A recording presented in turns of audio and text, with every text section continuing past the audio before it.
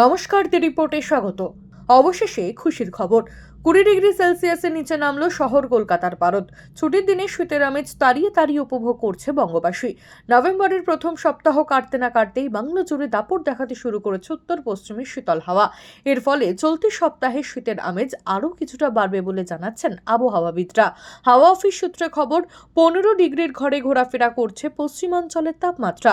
বাঁকুড়ার সর্বনিম্ন তাপমাত্রা ইতিমধ্যে নেমে গিয়েছে 14.5 ডিগ্রি সেলসিয়াসে, পুরুলিয়ায় 15 ডিগ্রি সেলসিয়াস, মেদিনীপুরে 16.3 ডিগ্রি সেলসিয়াস। আগামী কয়েকদিন সকালের দিকে কুয়াশাচ্ছন্ন থাকতে পারে কলকাতা এবং তার আশেপাশের এলাকাগুলি। দক্ষিণবঙ্গে শীতের আমেজ বাড়বে। আগামী 3 থেকে 4 দিনে অন্তত 3 ডিগ্রি সেলসিয়াস তাপমাত্রা কমার ইঙ্গিত মিলছে।